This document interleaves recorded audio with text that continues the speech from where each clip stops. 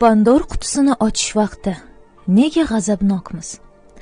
Agar jahldor ona bo'lib qolgan bo'lsak, buning juda ko'plab sabablari bo'lishi mumkin albatta. Kitobning keyingi bo'limlarida mana shu sabablar haqida gaplashamiz. Ammo u yerga o'tmasdan oldin g'azab tuyg'usining oddiy ekanligini bilishimiz kerak. Chunki g'azab negativ, yomon, salbiy bir tuyg'u emas. Aslida hech bir tuyg'u yomon emas. Faqatgina tuyg'ulardan yomonlik va yaxshilik yo'lida foydalanish bor. Masalan, uyingizga bir o'g'ri kirdi.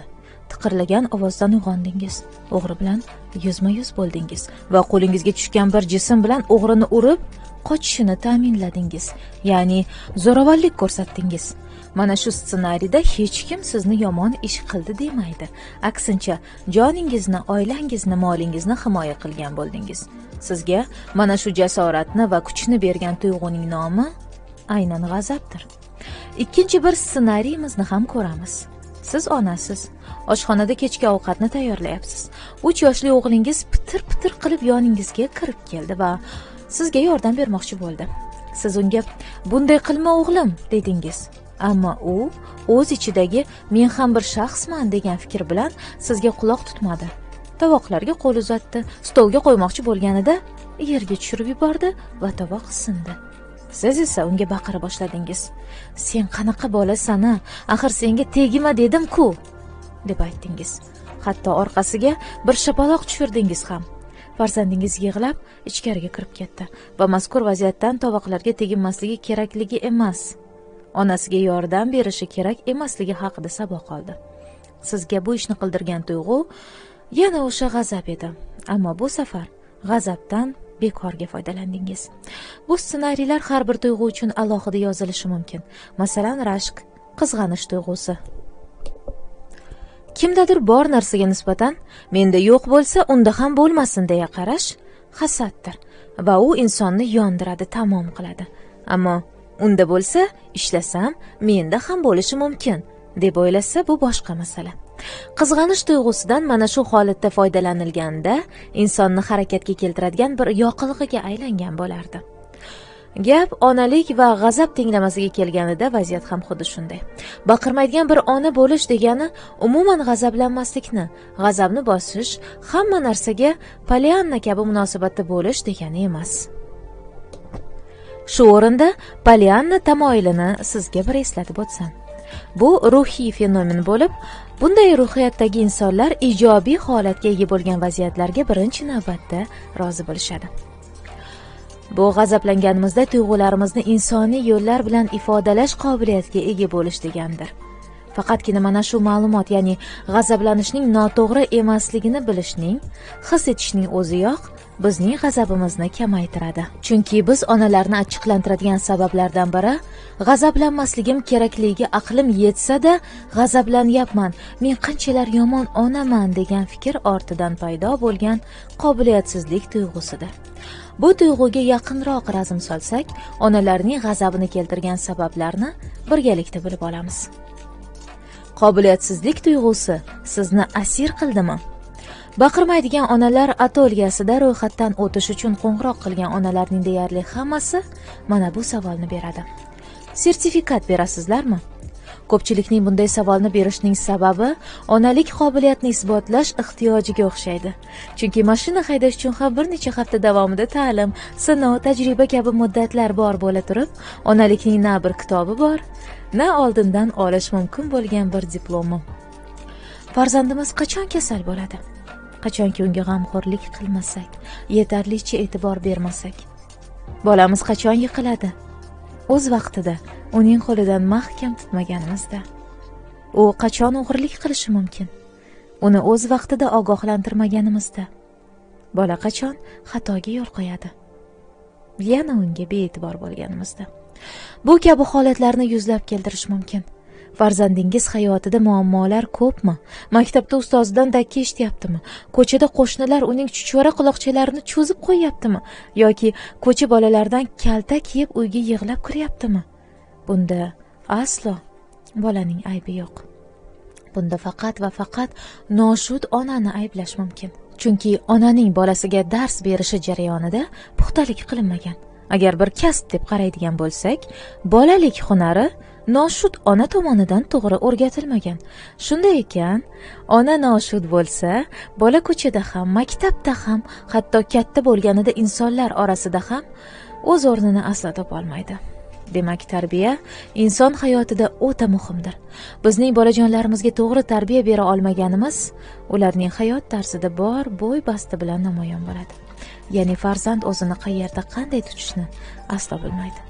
Kerak bo'lsa, ota-onasiga qaratilgan tahqirlashlarni olib kelishi ham mumkin. Qush uyasida ko'rganini qiladi degan maqol bejiz aytilmagan.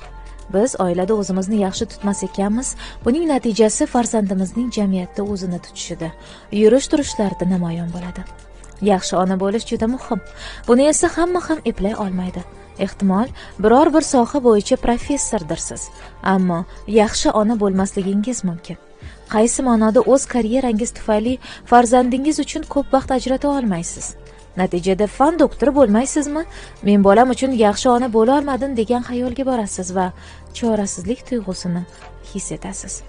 Bu kabi chorasizlikdan qutulishning birdan bir yagona yo'li esa onalarning men hayotda qobiliyatliman va hammasiga ulguraman deb olg'a intilishlaridir.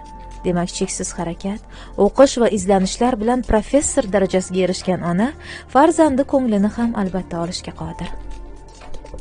Hatto bunda farzand onasi bilan cheksiz faxrlanadi va kelajakda onasiga o'xshashga harakat qilib shunga intiladi. Yana bir misol. Bir ayol maqolalar yozishni yaxshi ko'radi. U bu borada juda qobiliyatli. Maqolani yozayotganida o'zini juda yaxshi his etadi va bundan bir dunyo zavq va quvvat oladi. Bolaga qarashga ham qiziqib maqola yozgan ayol singari kirishsak, ya'ni men bolaga qarasam zavq olaman deb yondashsak, aslo qiynalmas ekanmiz.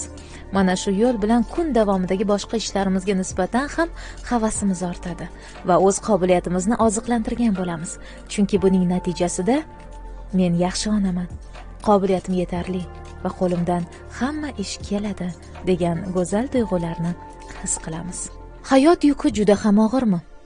Bugungi kunda juda ko'p onalarning o'zini jahldor deb atashining asosiy sababi bolaga emas, hayotga nisbatan g'azabi, jahlidir aslida.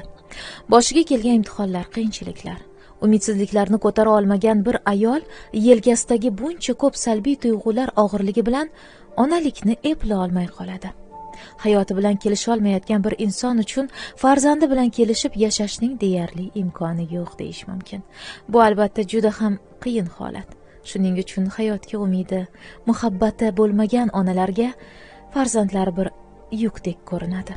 Ular garchi buni tan olmasalar-da, ich-ichlaridan his qiladilar va ko'ngildan o'tkazadilar.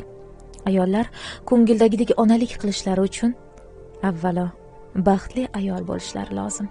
O'zlarini atrofdagi hamma to'liq va to'kis tushunishlarini istaydilar. Ko'p hollarda atrofdagilar hatto o'z yaqinlari ayolni to'g'ri tushunmasa, unga yordam qo'lini cho'zmasa, qo'llab-quvvatlamasa, undagi yaxshi ona bo'lish orzusi ham orzuligicha qolib ketishi, farzandlar sarsonu sargardon bo'lishi ham hech gap emas ekan. Bola bu ruhiyatdagi ona yoniga borib, bidirlab gapirsa, u "O'chir ovozingni, boshimni og'ritib yubording" deydi. Sakrasa, o'ynasa, yugursa va erkalik qilsa, "Ozroq o'tirsangchi, boshim aylanib ketdi" deydi. Biror nima so'rab tixirlik qilsa, "Hamma narsaga qiziqaverar ekansan-da" deb aytadi. Biror nimaga qiziqib batafsil bilishni istasa, "Qo'y uni tez bor, o'yinchoqlaringni o'ynda yaramas" kabi jahl aralash jumlalari yangraydi. Bolaning bolalik zarurati sabab qilgan mana shu kabi mavsumiy harakatlari onaning ko'ziga balodek ko'rinadi. Zero onaning qopi shusiz ham to'la. Chunki u baxtsiz, o'zining g'amlariga g'arq bo'lgan. O'zi baxtsiz bo'lgan ayol farzandiga qanday qilib baxtli bolalikni taqdim eta oladi? Shu sababli bolaning mayda harakatlari o'zi to'lib yig'lashga shay turgan ayolning toshib ketishiga sabab bo'ladi va u bor alamini shu mitti farzandidan oladi. Ba'zan g'azablanganidan jahlga erk berib, o'z farzandining nobud bo'lishiga sabab bo'lgan ayollar haqida ham eshitib qolamiz. Bunda ayollar esa ona degan muqaddas nomga aslo loyiq emasdirlar. Hayotda arzimas narsalarni deb asabiylashamiz va girdobga tushib qolamiz.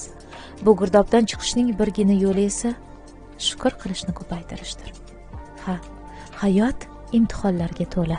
Bu imtihonlarning ba'zilari bundan ko'ra o'lganim yaxshi deyishga majbur qiladigan darajada qiyin. Lekin bu imtihonlarni boshdan kechirayotganda, bu ishlar buncha yomon, juda baxtsizman deyish baxtsizlikni orttirish va bu muddatni yanada qiyinlashtirishdan boshqaga yaramaydi. Buning o'rniga boshimizga tushgan har bir musibatga o'tkinchi ko'zi bilan qarash.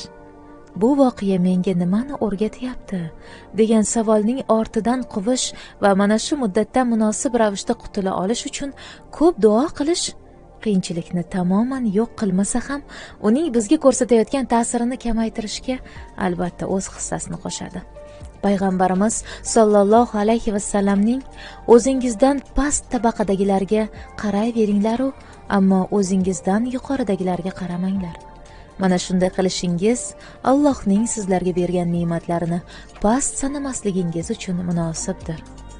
Hadisida keltirilganidek, bizdagi imkoniyatlarga ega bo'lmaganlarni ko'rish va ularga yordam ko'rsatishga harakat qilish boshimizga tushgan muammolar, dardlarga unchalik ham e'tibor qaratmasligimizni osonlashtiradi. O'g'illarimni shifokorga olib borganimda og'ir kasallik sababli operatsiya qilinishlari kerakligi ma'lum bo'ldi. Shu vaziyatda ikkilanib qoldim. Og'rigan yuragimga doim mana bu so'zlarni taskin deb bildim. Bundan ham yomon bo'lishi mumkin edi-ku. Shunisiga ham shukr. Chunki kasalxonaga borganimda ahvoli mening ahvolimdan-da yomonroq bo'lgan insonlarni ko'rdim. Xuddi shunday vaqtlarda hatto shamollab qolib kasalxonaga tushganingizga ham shukr qiladi kishi. Mana shu yerda quyidagi ibratli so'zlarni aytib o'tish joizdir. Baxtli insonlar hayotlarida hammasi o'z o'rnida bo'lgan insonlar emas. Turli qiyinchiliklarni ko'rgan, sinovlarda toblanib, ammo ularni yengib o'tgan insonlar haqiqiy baxtlilardir.